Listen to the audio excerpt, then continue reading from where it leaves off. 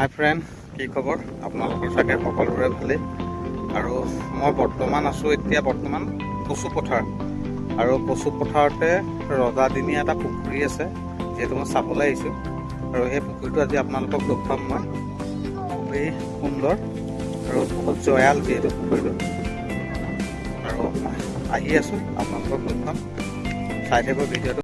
আৰু আহি মই বৰ্তমান সেই কচু পথাৰৰ যিটো ৰজাদিনীয়া পুখুৰী আছিলে তাৰ কাষত উপস্থিত হৈছোঁ। দেখিছে মোৰ বেক চাইডে এজোপা ডাঙৰ বৰগছ আছে, আৰু মোৰ বেক চাইডে দেখিছে এইটো পুখুৰীটো দেখুৱাইছোঁ।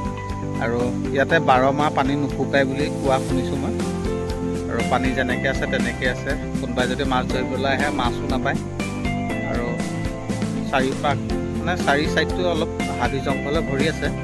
আগতে মানুহে কাটিছিলে, যিহেতু আজিকালি ইয়াত মানুহ অহাটো কমেই বুলি কৈছে। যিহেতু খুবেই সুন্দৰ দেখিছে পুখুৰীটো। মোৰ বেক চাইডে যিহেতু এইটো পুখুৰীটো আহিলোঁ বহুত দিনৰ মূৰত। আৰু মোৰ লগৰ এজনে কৈ আছিলে কচু পথাৰত বহুত দিনীয়া ৰজাদিনীয়া পুখুৰী আছে। আৰু আজি আহিলোঁ, সঁচাকৈ চালোঁহি, খুবেই ভাল লাগিলে। যিহেতু অলপ লেতেৰা হৈ আছে, যিহেতু ওচৰৰ মানুহে ৰাইজে যদি চাফ চিকুণ কৰে খুবেই সুন্দৰ হ'ব দেখিবলৈ পুখুৰীটো, যিহেতু ৰজাদিনীয়া পুখুৰী। আৰু মই দেখুৱাইছোঁ আপোনালোকক পুখুৰীটো সম্পূৰ্ণকৈ।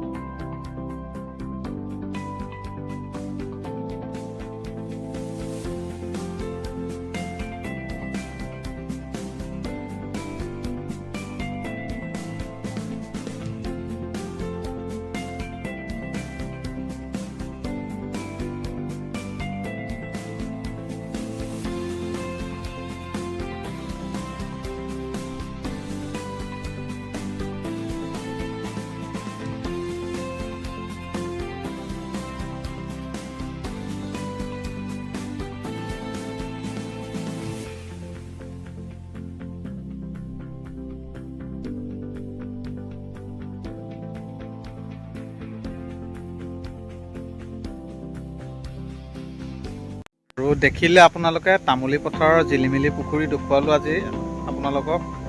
আৰু ইয়াৰ বহুত ডাঙৰ হিষ্ট্ৰী আছে, যিহেতু এই কিতাপখন এতিয়ালৈকে বিচাৰি পোৱা নাই মই। ওচৰৰ গাঁৱৰ মানুহকো সুধিছিলোঁ কিতাপখনৰ বিষয়ে, যিজনে লিখিছিলে। আৰু মই আজি আপোনালোকক জাষ্ট পুখুৰীটো দেখুৱাইছোঁ। ইয়াৰ কাহিনীটোও মই সম্পূৰ্ণভাৱে আপোনালোকক জনাম।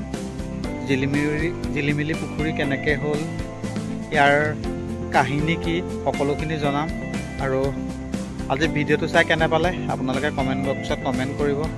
আৰু ভিডিঅ'টো চাই ভাল লাগিলে যদি লাইক কমেণ্ট শ্বেয়াৰ সকলোখিনি কৰি দিব। এয়া দেখিছে মোৰ বেক চাইডে এই জিলিমিলি পুখুৰীৰ কাষতেই বৰগছজোপা আছে, এজোপা বৰগছ। এয়া দেখিছে বৰগছজোপা। আৰু ইয়াৰ কাহিনী জনাম মই সকলোখিনি, চাই থাকিব আপোনালোকে।